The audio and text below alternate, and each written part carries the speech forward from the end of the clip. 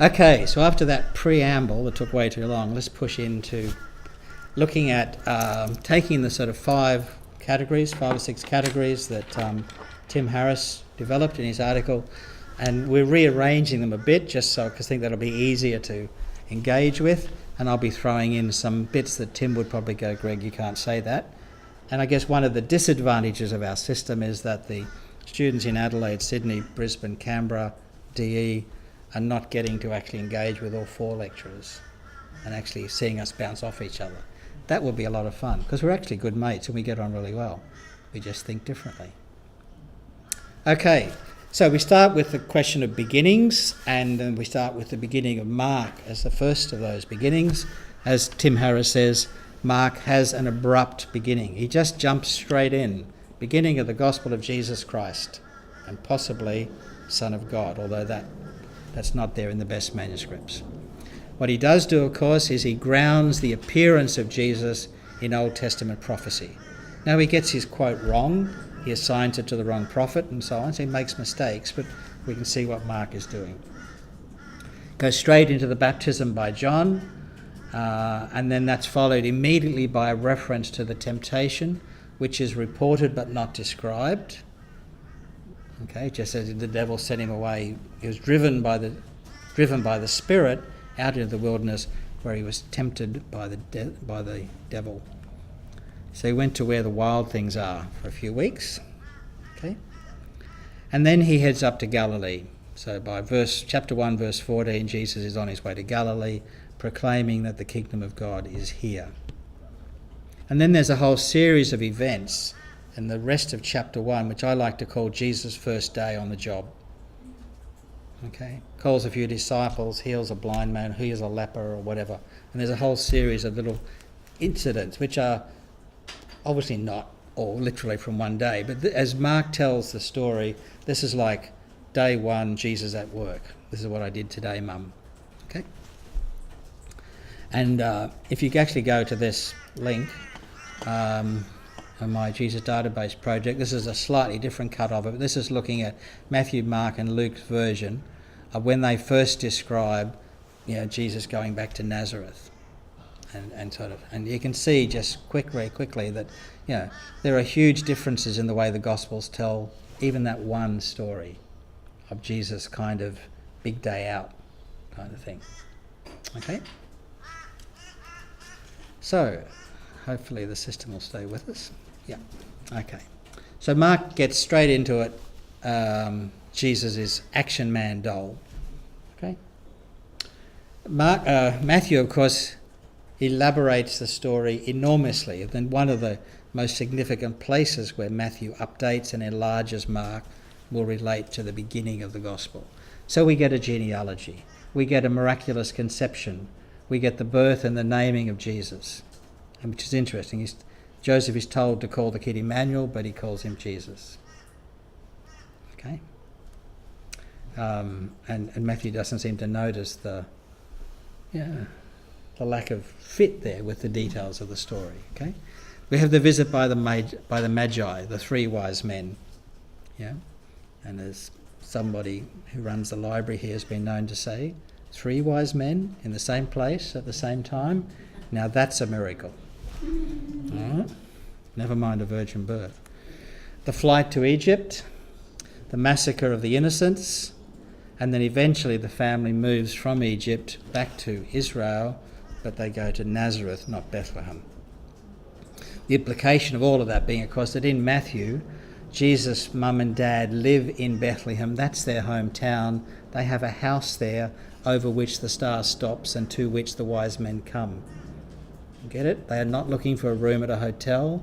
They haven't come down from Nazareth for a census. And he's not born in the shed out the back with a donkey and an ox. Okay? None of that's in Matthew. I know it's in the Christmas play. I know it's on the Christmas cards. But none of it is in Matthew. Okay? That's what happens when we pay too much attention to what the Bible actually says. You've been reading it again. I've been reading it again. That's bad. Put that book away. All right. So, when we hear that kind of story, person having dreams, going down to Egypt, wise men coming to visit, foreigners, Easterners on camels, whatever, presumably. Doesn't say camels in the Bible. Okay. Going down to Egypt, coming back from Egypt eventually. Who's that? What buttons is Matthew pushing?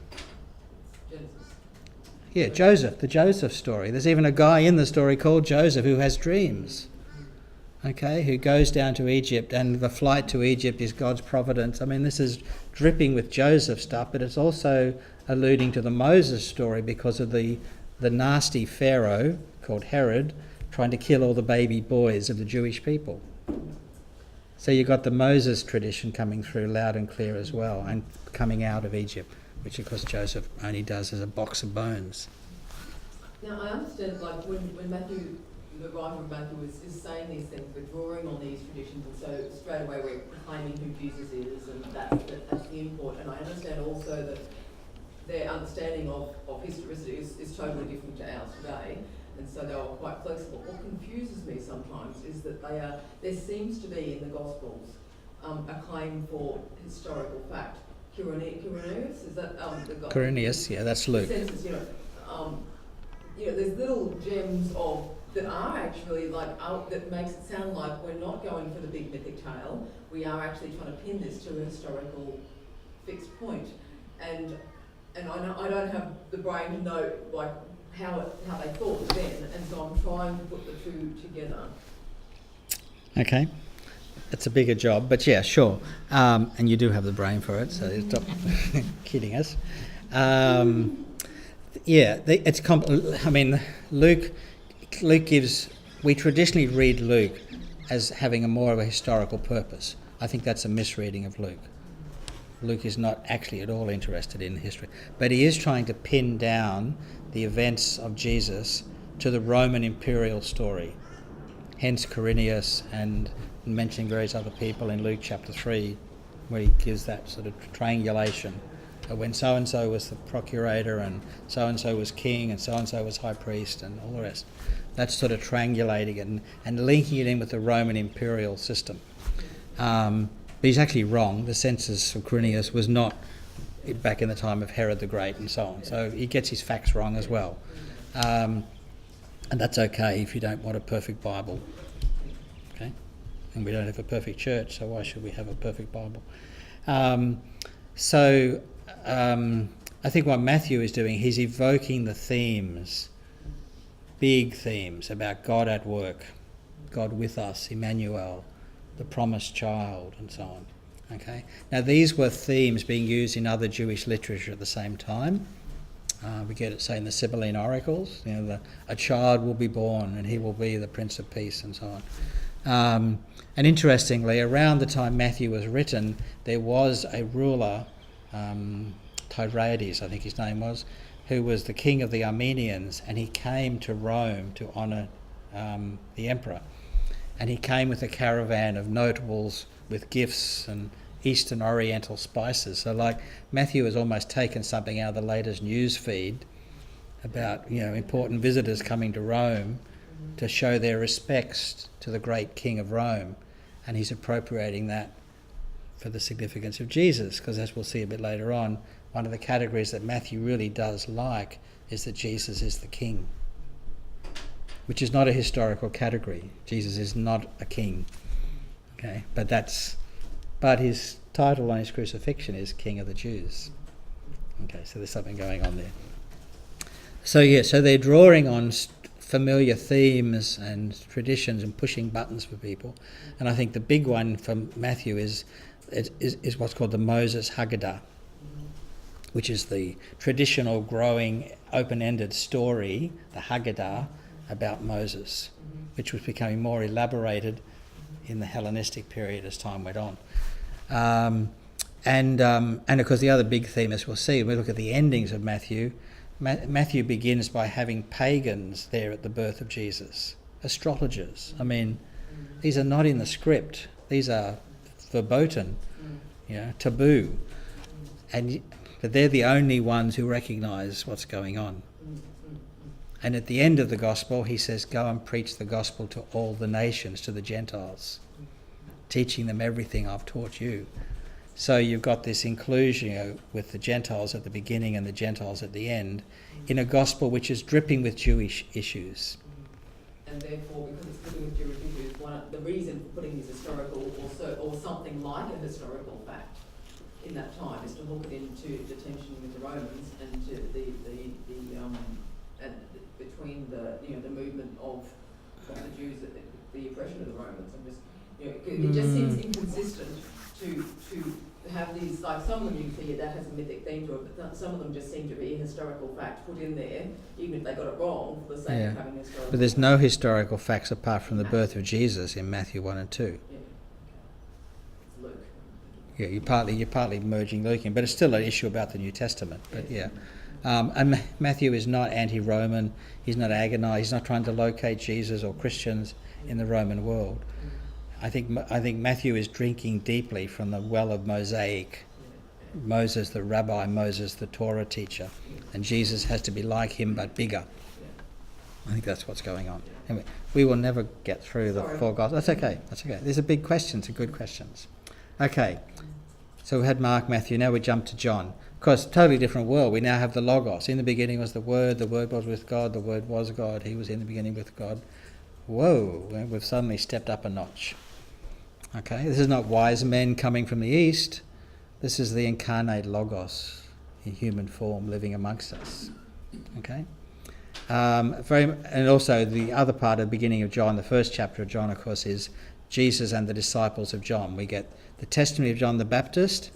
Then we get John saying, "Hey, see that guy over there, the one with the dove just above his head? That's the guy I baptized the other day." Okay, so John's gospel knows about the baptism of Jesus, but never describes it. It's like, see that guy? That's the guy I told you about. He's the one I baptized the other day. So all John's disciples go, "Shh, can we come and play at your house?" Okay, because John has sort of said, he's the guy, follow him. So we get the first of the disciples who Jesus has nicked from John. He hasn't found them fishing with their boats on the Sea of Galilee. He's recruited them. He's, what's the word when you grab people from, poach them. He's poached them from the John Corp and brought them across to Jesus Inc. Okay? Including, according to John, this is when he gives Simon the nickname Rocky. Okay? Peter, Cephas. Not at Caesarea Philippi, but right at get-go, when he first meets him. "Hey, big fella, you're going to be a rock in my organisation." Okay? And he also calls Philip from Bethsaida and Nathaniel. Okay? So that's chapter 1 in John. A totally different story to what we get in Mark or Matthew. Meanwhile, Luke is sitting here working on his manuscript for the publishers and going, I know, what are we going to do with all this stuff? Okay? And so we have his prologue, which gives it it pays homage to the historian's art. Okay? And we do find, and there are whole discussions about the significance of the prologue to Luke's gospel as a clue to the genre of the gospel and so on. But the point is, for this purpose, none of the other Gospels ever have a bit where the person says, "Hello, I'm the person bringing this together for you, and this is what I'm trying to achieve."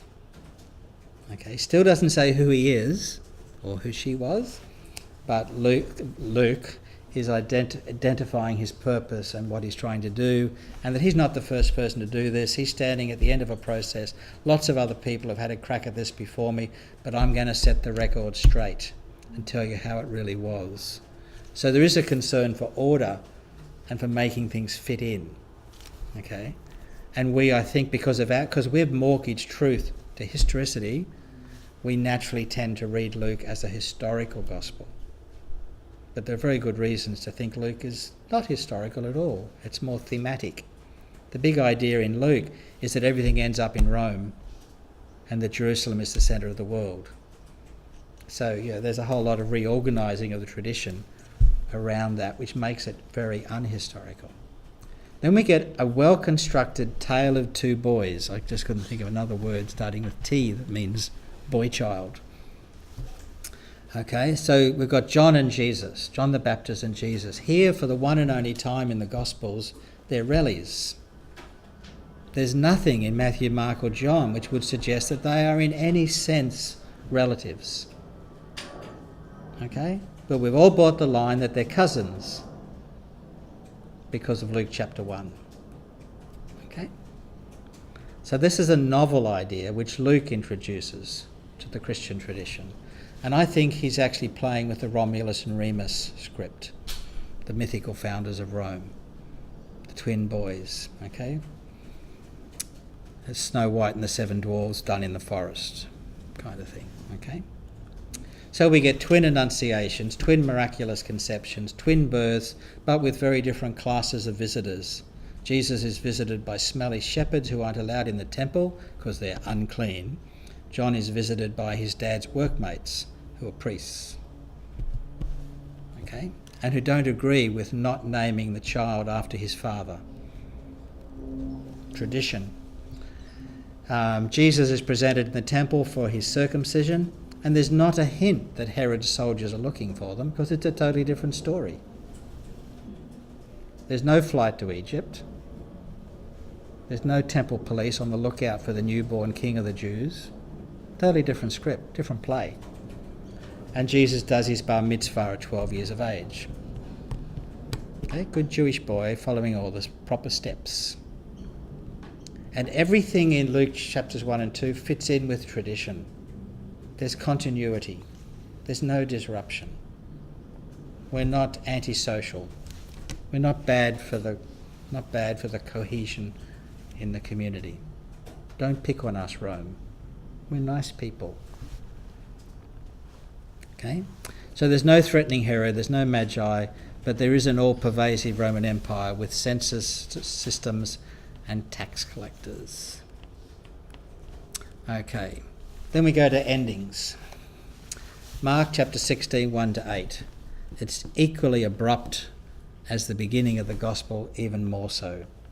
And if the present form of the manuscript represents the original ending, it's incredibly enigmatic and rather arty in an uncomplimentary sense for the Gospel of Mark. This is a guy who could barely string words together, and now we're saying he's got this sophisticated ending where he leaves the reader in suspense. Come on. The cockroaches ate the last couple of lines on the first copy of the manuscript, and ever since we've been trying to patch it up and put a proper ending on. Okay? But we don't want to have that answer. We want to have a more mystical answer. So most likely, I suspect, we're dealing with a damaged text that's missing its final few lines. Matthew, well, it's at least since Matthew is clearly revising and enlarging Mark, it's actually possible that the lost ending of Mark's Gospel has actually survived in Matthew. Okay? At least another verse or so. Now, I'm not for a moment suggesting that Matthew 28, 19-20 is from Mark. Okay? But at least allow for the possibility that when Matthew was writing his gospel, he knew how Mark ended, unlike the rest of us. Okay? So he's probably elaborated the ending of Mark to give it the flourish he wanted, because Matthew 28, 19-20, Jesus appears out of nowhere, ding, here I am, guys, top of a mountain, and says, here I am, I'm alive, all authority is given to me in heaven and earth, go and make disciples, teach them to observe everything, baptize them in the name of the Father, Son and Holy Spirit. Yeah, I'm sure Jesus said that. Okay, in the year 30, he already has the doctrine of the Trinity worked out? I don't think so. Okay, and I'm with you always to the end of the age. Now that, and then there is no, and having said that, he ascended up into, just like, that's it. In its own way, Matthew also leaves us hanging. Because so what happened to Jesus? Well, we don't know. The paragraph ended. Okay? But he's obviously a big guy and he's in charge. And he's given us a job to do. And interestingly, the job to do includes baptizing people. So once a Baptist, always a Baptist. Okay? He started out as a follower of John the Baptist and he's still trying to dunk people after all he's been through. And the more serious way of saying that is that at least as Matthew understands the mission of the church, baptizing people is an absolutely fundamental expression of being church. Now, when does that start to inform our church life, our missional practice? Okay? Because it's teaching, making disciples, teaching them, baptizing.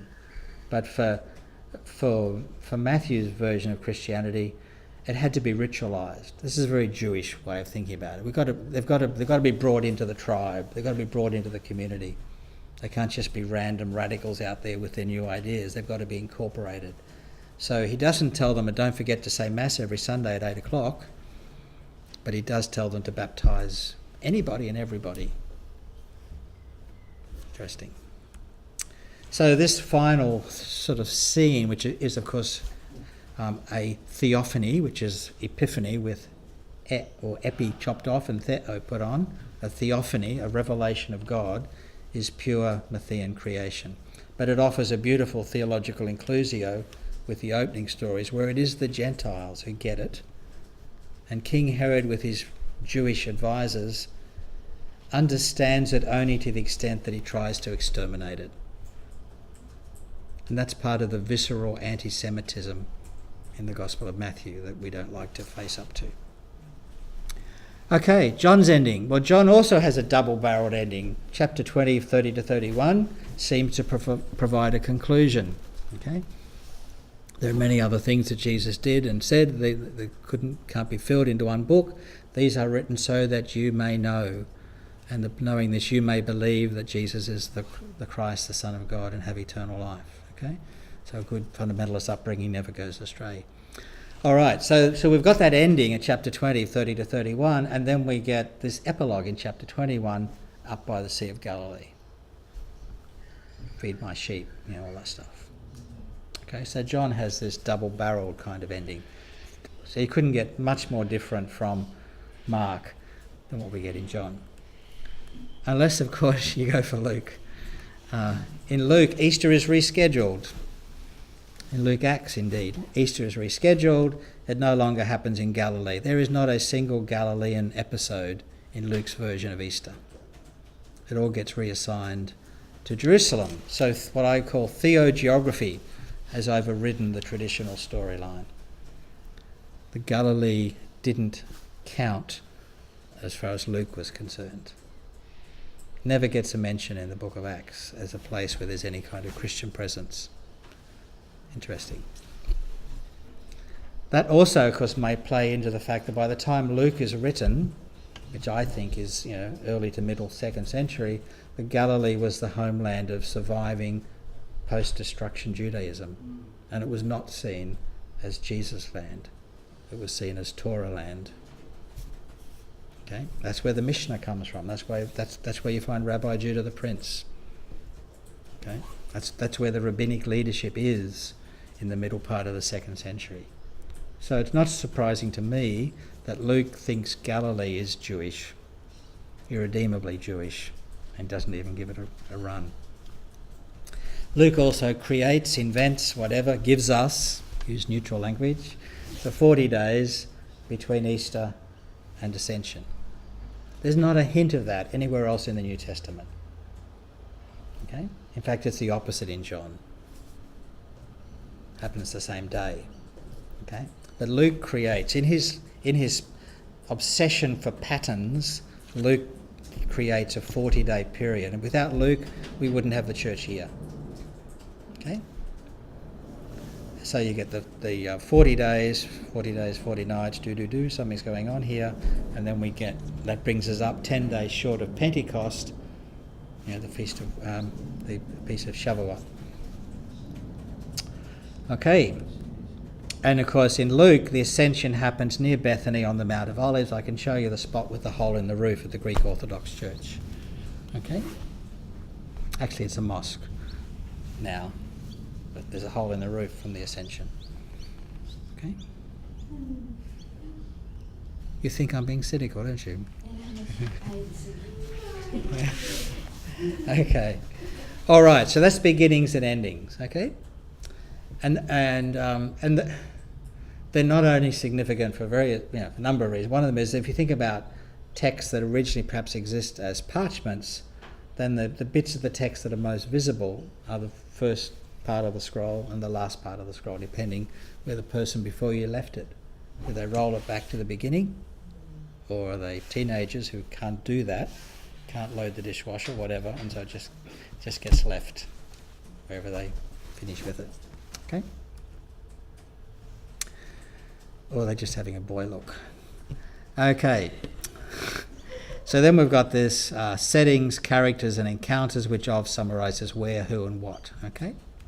So in Mark, Galilee is the primary focus up until the final days of Jesus, when he gets down to Jerusalem, and we have several chapters where he doesn't move very far because he's in Jerusalem. You have the evangelical triangle on the northwest of Kinneret, of the Sea of Galilee, and evangelical there means gospel, not conservative Christians. And we're talking, of course, about Capernaum, Chorazin and Bethsaida, that little triangle on the northwest corner of the Sea of Galilee. His domestic context is a house in Capernaum. Whose house? Peter's house? Peter's mother-in-law's house? Or Jesus' own house? Did he own it, rent it? Okay, we don't know, the Gospels don't tell us. But there's a house in Nazareth house in Capernaum which Jesus calls home. Does have a damaged roof, but then he was a carpenter, so I guess he could fix it after the paralysed. Perhaps the paralysed man helped him put the roof back on. That would have been a nice way to show his appreciation. There's the contested space of the synagogues. So that's another space in Mark's Gospel. But my question is, synagogues in Galilee before 70 AD? No, I don't think so. But this is reflecting and retrojecting onto Jesus the dynamics of life in the Galilee in the 40s and 50s and 60s. There's the public space outside the villages and the towns and the cities, where you can gather in open space. And Jesus seems to do a bit of that. And interestingly, the one place Jesus seems to avoid is, of course, the cities. He went to one city, Jerusalem, and he never came home. Okay? Greg, do you give validity that the separatist argument in that Jerusalem does a lot, spends a lot of time talking about how Jesus would have been hundreds of separatists for the building projects, and that it was such a big city at his time when he was in Nazareth. Is that something you align with? No, Aslan doesn't know his stuff there. He's just verbalizing what other scholars have done, particularly those most engaged in the excavations at Sepphoris. And it's an attractive proposal superficially that the villages around Sepphoris, the menfolk would have been drawn into the construction project as Sepphoris was rebuilt by Herod Antipas after it was destroyed by the Romans in sort of following the death of Herod the Great and the rebellion. However, Sepphoris was not a large city. It's a micro town. It's almost a model town. Okay? I mean, you remember going to Bethshan? Yeah. 40,000 people. Okay? Sepphoris, 5,000 or 6,000 people. Okay, it's not a big town. It's a pretty town, but it's a small town. And most of its prettiness is 2nd century, not Herod Antipas. So the building program in the time of Herod Antipas is greatly exaggerated by people who don't know enough about the archaeology of that particular little niche, okay, which happens to be my niche. That's the only reason I know anything about it. So, yes, I mean, the romantic idea, I mean, I've played into this myself, the romantic idea that the reason there's such a finely carved grave, tomb structure, underneath the cave house, underneath the convent of the Sisters of Nazareth, okay, is because that was done by Joseph, and he was a stonemason whose day job was working at Sepphoris, and of an evening he dug his own tomb underneath the house. Well, there's a couple of problems there. You don't bury people under the house in a Jewish village. You put them outside the village. Okay? So there are a number of problems with this kind of theory. But it's kind of romantic. That you imagine Jesus singing, hi ho, it's off to work we go, as the 7 dwarfs from Nazareth go across to work at Sepphoris. But Nazareth was a village of around 12 or 15 families. Zip. Okay? and they wouldn't have had much spare manpower to send off to work at Sepphoris, and Sepphoris was not sucking all the goodness out of the village life in the district, because it was nowhere near as big a project, nowhere near as big as Tiberias was just 20 years later. So yeah, this, I think all the workers from Nazareth went to Sepphoris, well, both of them. Okay, it's not that big a deal. Yeah.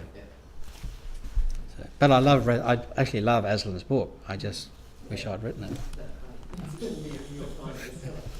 Well, I'd be happy to have a New York Times bestseller. Okay, so what Mark does, and this is something Harris points out, is that in Mark you get a series of encounters with Jesus, doing one after the other. And in those encounters, we see Jesus running up against other people, against demons, against leaders from the local Jewish villages, religious leaders, Pharisees, scribes, whatever, members of his own family, disciples, and so on. Okay, Roman centurions, etc. By the way, there are no Roman centurions in the territory of Herod Antipas. There were no Roman soldiers in the territory being run by the boys of Herod. That's why they were running the territory. They had their own army. They didn't need Roman centurions to manage their own quarter of their daddy's estate. Okay?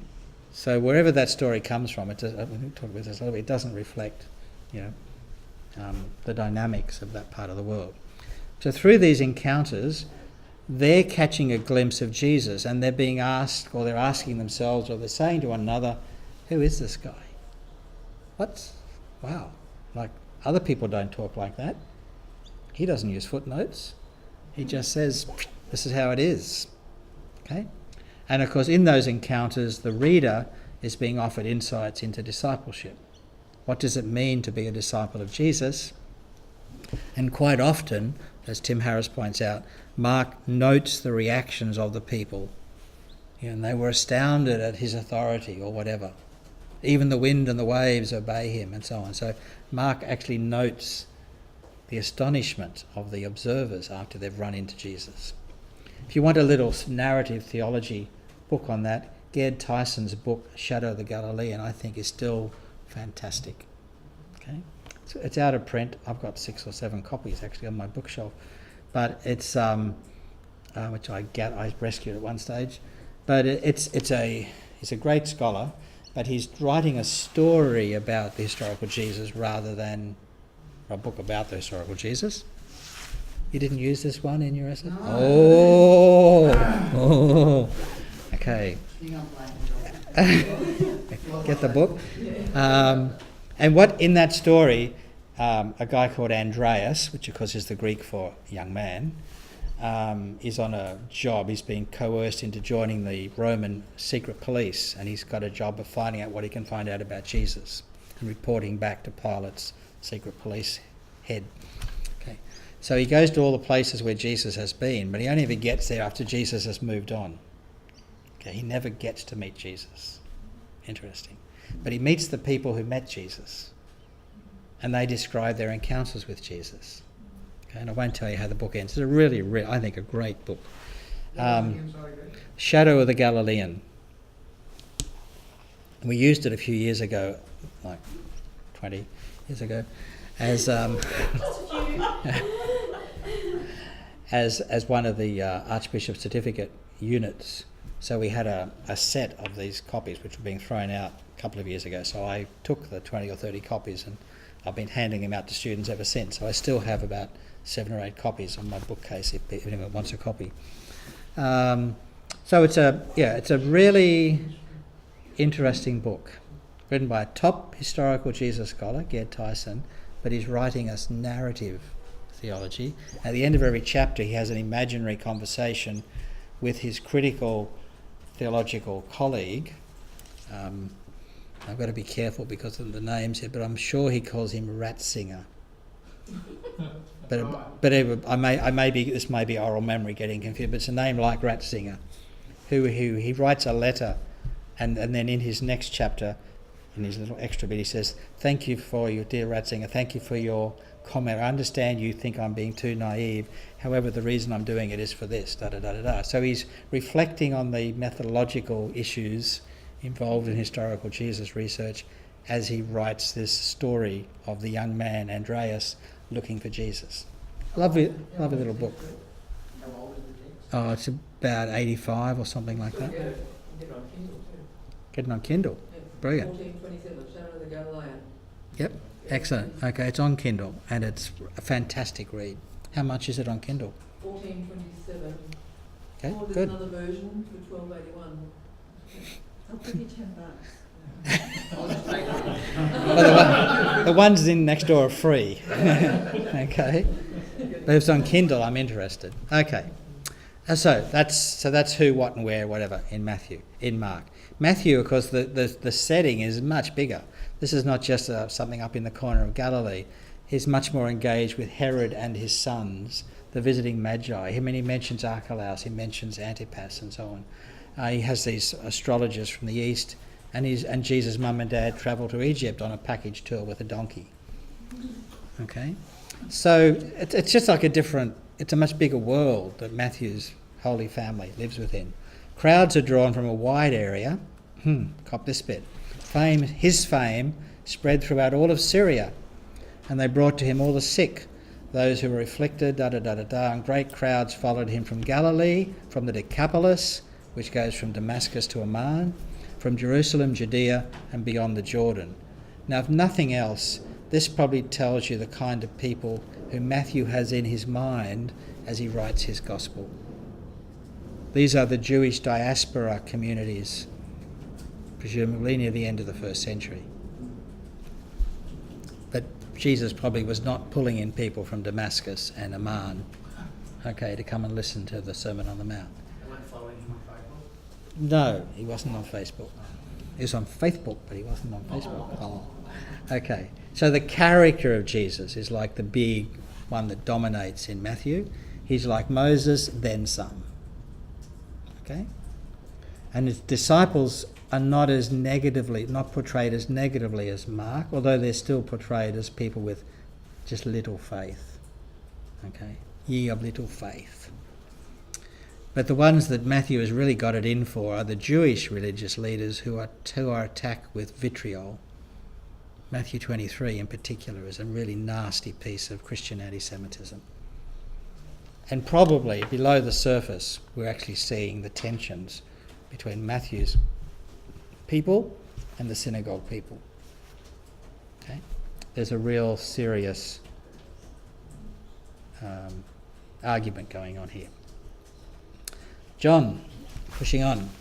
John has a much more limited geographical setting than Matthew, but equally has much more emphasis on the south. Jesus appears to be in the south a lot more in John than in any of the other Gospels.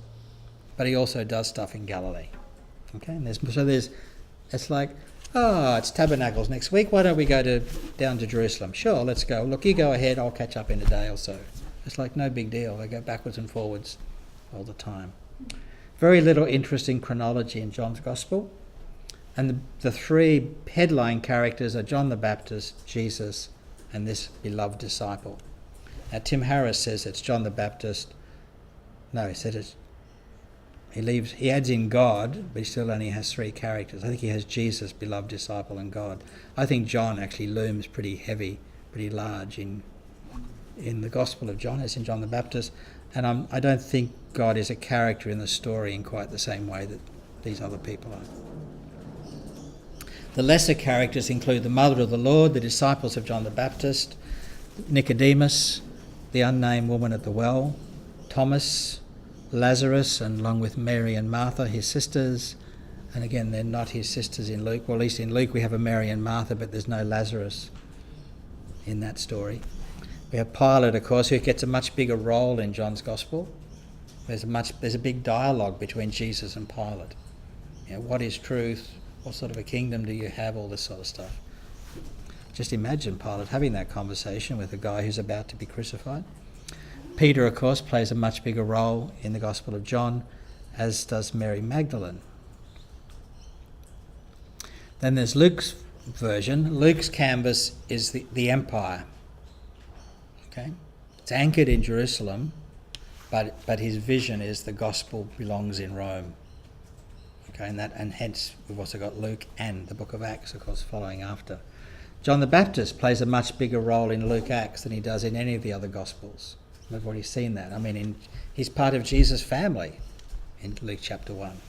Okay, they're cousins. Luke also has a number of sympathisers and supporters from among the elite, including some wealthy women who use their husband's chequebook to pay for Jesus' ministry expenses. Now there's a model for parish finances. Okay?